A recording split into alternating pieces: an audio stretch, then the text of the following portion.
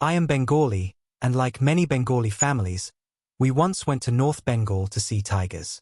That was the whole point of the trip. We wanted to see a tiger. A real one. Not on television, not in a photo, but somewhere out there in the jungle. The problem was, the trip had been disappointing. We had already missed 2 elephant herds. We had not seen any wild cats. Not even close. By the end of the day, everyone was tired, the sun was going down, and we stopped near a dried-up riverbed. It was one of those moments where the whole jungle feels alive around you. The peacocks were screaming. The light was fading. Everyone was exhausted. Then suddenly, we heard a growl. A deep, terrifying growl. The monkeys went crazy. And apparently, that is one of the signs that a tiger might be nearby. The guide immediately told us to rush back to the jeeps. Nobody argued. When someone who knows the jungle tells you to move, you move. Everyone started hurrying back. I was nervous too, but right before getting into the jeep, I noticed something strange. My dad was smirking. Not a small smile. A real, guilty-looking smirk. The kind of smirk someone has when they know something nobody else knows. We waited for almost an hour. Everyone was still tense. People were listening, watching, hoping or fearing that a tiger might appear. But nothing happened. No tiger. No movement. No second growl.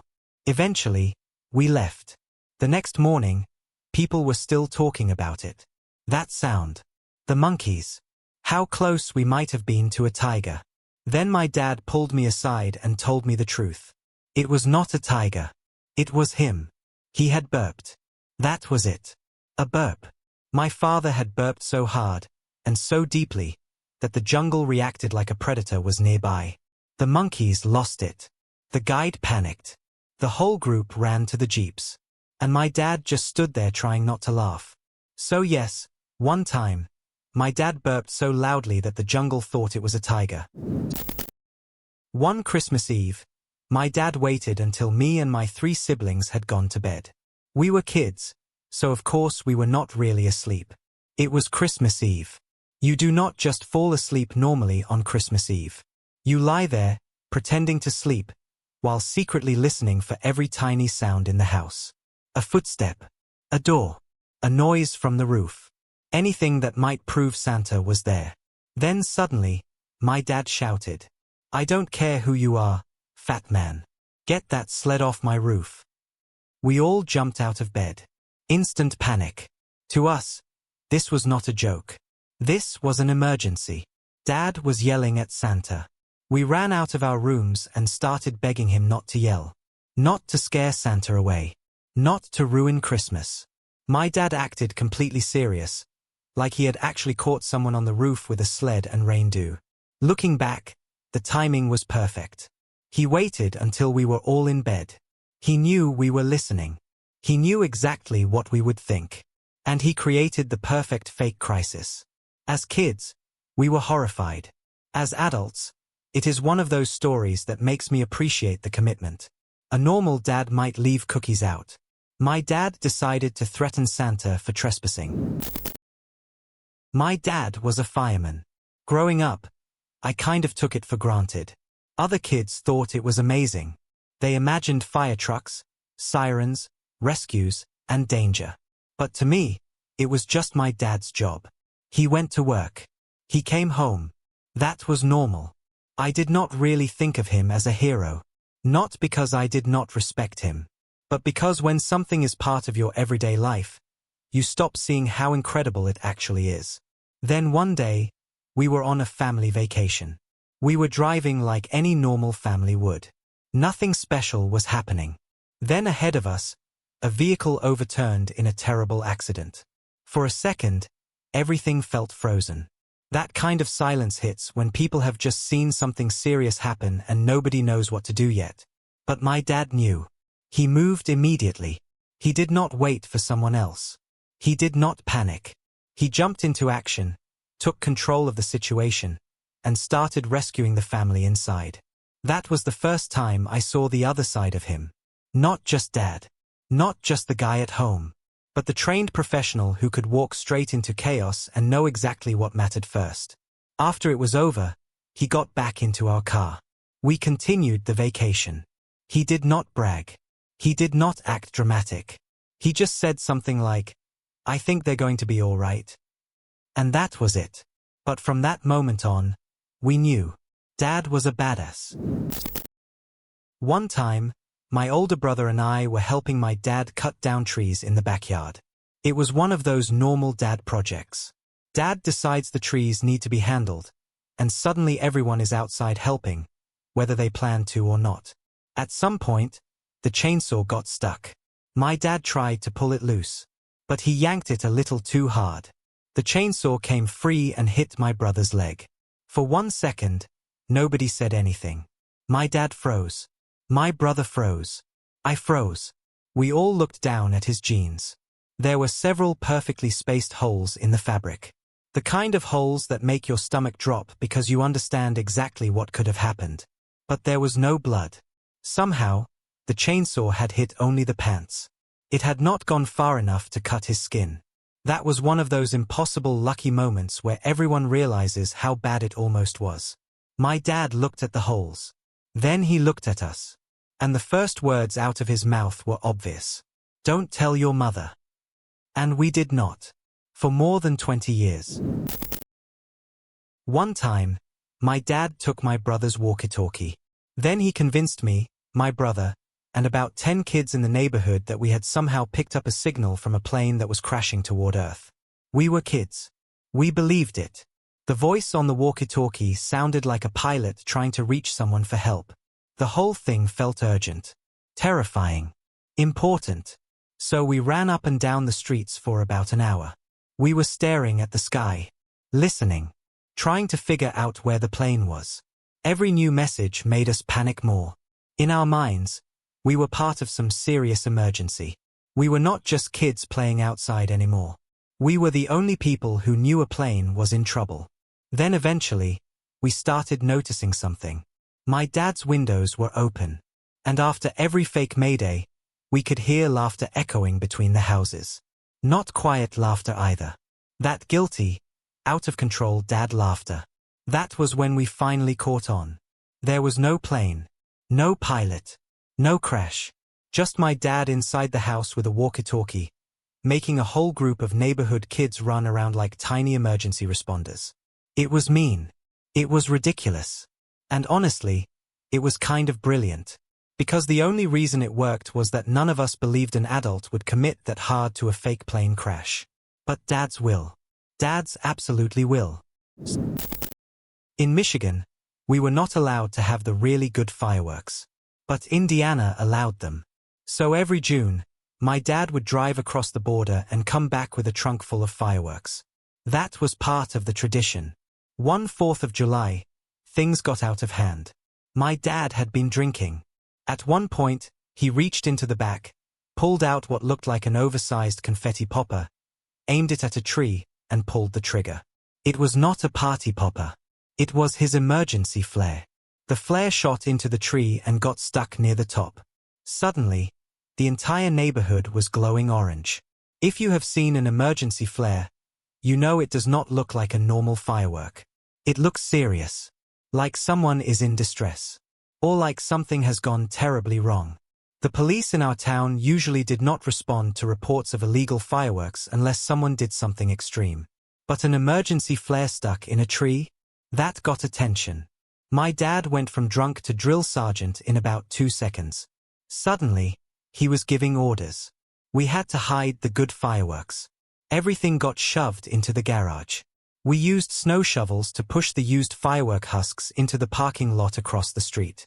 By the time 3 police cars and a fire rescue truck showed up, the scene had been cleaned up. The kids were playing with sparklers. My dad stood there with his hands on his hips, scowling at the tree like he was just another concerned citizen. Then he explained that some punks across the street had been lighting off dangerous fireworks, and they ran away when one got stuck in the tree. He acted like he had been just about to call it in. According to him, those imaginary punks could have hit one of the kids. And somehow, he pulled it off. That was the night my dad accidentally turned the neighborhood orange, hid a trunk full of illegal fireworks, blamed fake strangers, and walked away like he was the responsible one. My dad's toenail fell off. That already sounds like the end of the story. For most people, it would be. Your toenail falls off, you throw it away, and everyone tries to forget it happened. But not my dad. He mailed it to his brother. Months later, my uncle mailed it back. Then my dad waited a couple of years and mailed it again. This became a long-running, disgusting family exchange. Years later, my uncle sent my dad a package with different items inside, including sunflower seeds. My dad was sitting there watching TV, happily eating those sunflower seeds. And then he found it. The toenail. In the bag. Imagine thinking you are eating a normal snack and suddenly discovering the old toenail has returned. Every few years, I ask my dad where that toenail is now. For a long time, he said he still had it and was just waiting until my uncle least expected it. Then there was an update. The whole saga had actually started one day before the nail fell off. My uncle saw it and asked what my dad was going to do with it when it came off. My dad thought it was a dumb question, because what is anyone supposed to do with a dead toenail? So when it finally fell off, he mailed it to him. Later, there was a correction. The toenail was no longer in my dad's possession. He had waited about 12 years, put it in an envelope marked with a biohazard symbol and warnings like extremely hazardous material, and mailed it to my uncle again. That was 10 years ago. He never heard anything back. So now he expects the toenail could return any day. That is not just a prank. That is a biological Cold War between brothers. When the new Star Wars movies came out, we were in elementary school. My dad's company had booked an entire theater to watch the movie on opening day. Because of that, we got to leave school early to go see it. That already felt exciting. But my dad did not stop there. He dressed up as Darth Vader. Full costume, helmet, lightsaber, everything. Then he snuck into our classroom.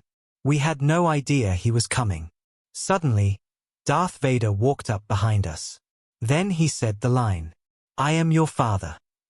At the time, I do not think it was possible to feel more embarrassed. Everyone was looking. My dad was standing there in a full costume.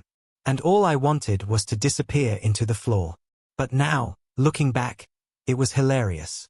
He did not just pick us up from school. He created a whole scene.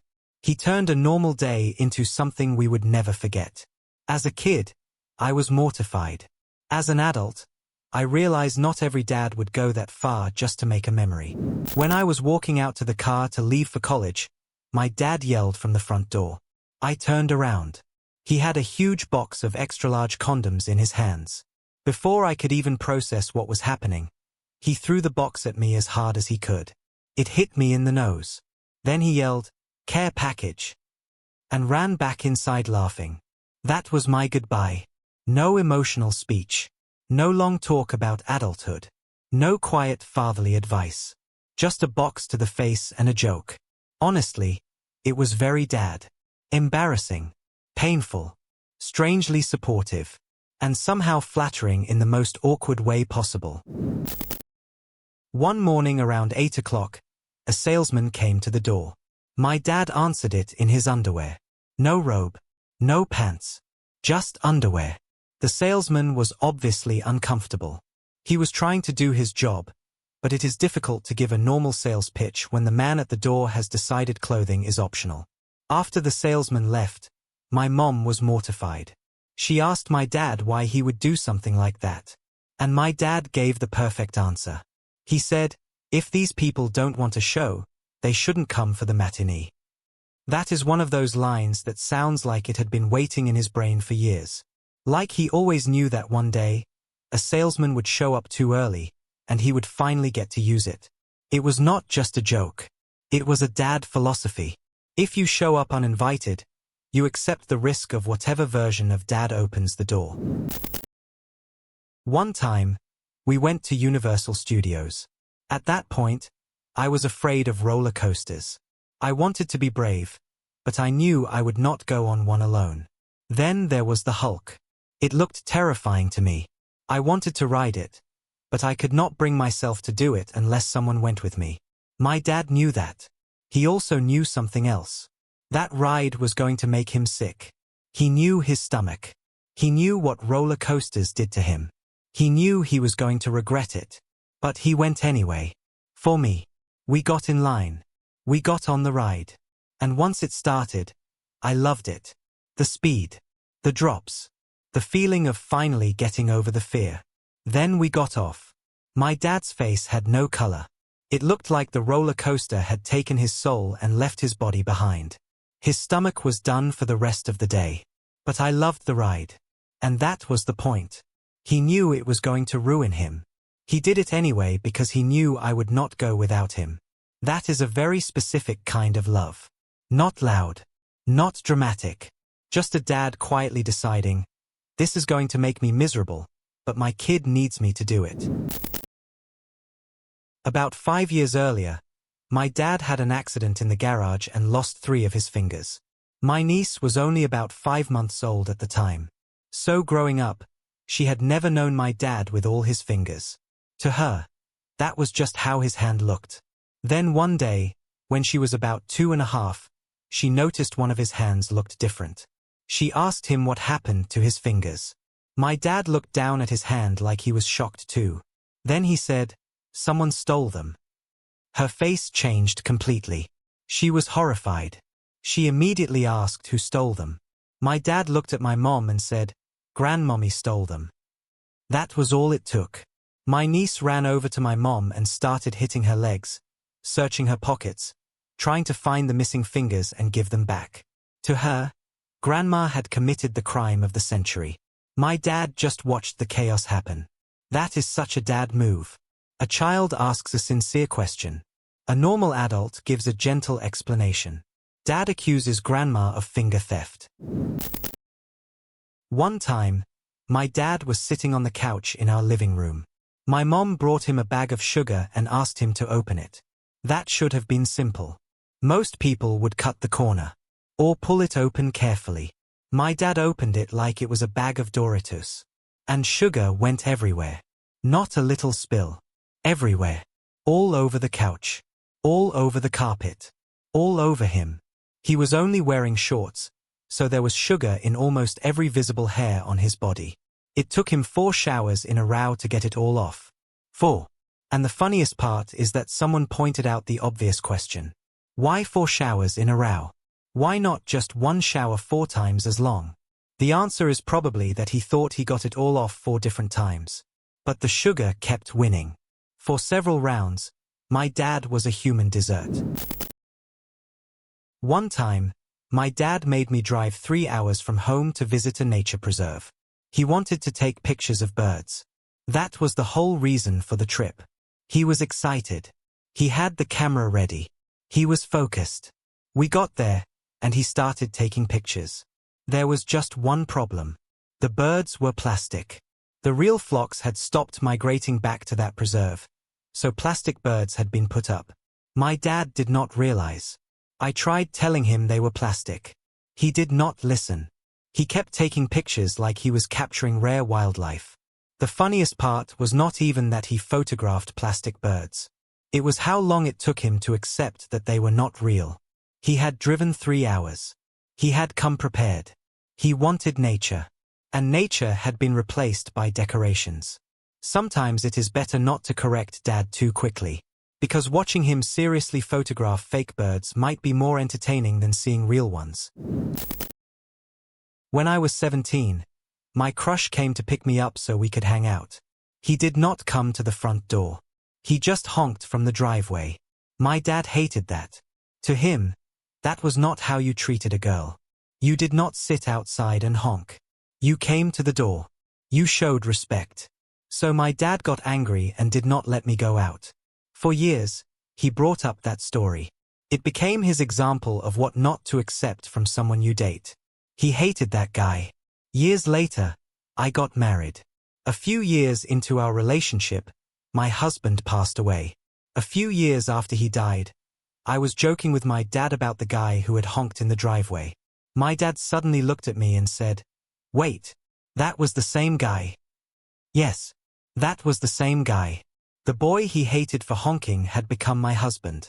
And somehow, he had never realized it. I did not know that he did not know. Now my kids love that story. It is funny because of how long the misunderstanding lasted. But it is also meaningful because it keeps that memory alive in a way none of us expected. My dad spent years using that honking boy as an example of bad manners, never knowing I had married him. My friends and I used to have a weekly poker night. My dad played too. One night, he got especially drunk. When it was time to leave, he decided he was going to ride his bicycle home. The problem was that it was icy outside. We spent about 15 minutes trying to persuade him to take a lift from one of my friends. He refused. He was determined. Dad logic had taken over. He got on his bike and left. About 10 minutes later, there was a knock at the front door. We opened it. There he was. Blood dripping down and covering half his face. All he said was, "I fell over." Then he came inside. And fell over again. He washed his face. Then he went to sleep on the couch. That was it. No big admission. No, you were right. No, I should have taken the ride. Just, I fell over. Then another fall. Then sleep. Sometimes dads do not admit defeat. They just bleed, state the obvious, and go to bed. One time, my dad almost seriously hurt me because he thought I was a burglar. I had snuck downstairs for some reason. I was in the kitchen. Then I heard him coming in. For whatever reason, I hid behind the kitchen counter. I heard him opening drawers and moving around. Then suddenly, he leaned over the counter, grabbed my head, and had a kitchen knife near my throat. A split second later, he realized it was me. He dropped me immediately. Then I got yelled at because he had heard me breathing and thought I was a home intruder. He was shaking from adrenaline. At the time, it was terrifying. But looking back, especially as a dad now myself, I can imagine the state of mind he was in. He thought someone was hiding in his house. He thought his family might be in danger. And he reacted before he had time to think. That story could have ended terribly. Thankfully, it did not.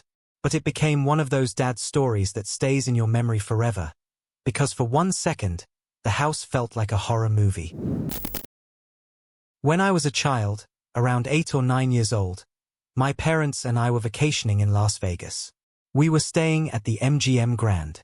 Downstairs in the hotel, there were shops and restaurants, and at one point, I had to use the bathroom. I went into a stall and did my business. Then I tried to leave. The door was stuck. It was the type of door that came close to the floor, so there was not enough room to crawl underneath. To a child, that felt like real horror. I was trapped in a bathroom stall. I yelled for my dad. He had been using the urinal. He came over, grabbed the door, and literally yanked it off its hinges. Like it was nothing. Then he set the door against the wall, and we walked out. That was it. He did not call maintenance. He did not stand there debating options. He did not ask me to calm down and wait. His child was trapped, so the door was no longer a door. It was an obstacle.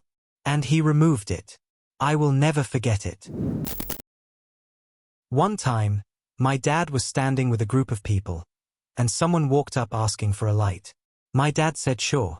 The person leaned in as he lit the lighter, but her hair went right into the flame. Apparently, she had used a lot of hairspray. Her hair caught fire. Thankfully, she was fine and did not suffer any serious injuries.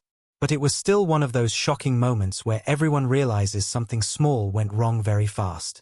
My dad still tells people that story to this day. Because technically, one time, my dad set someone on fire. Accidentally.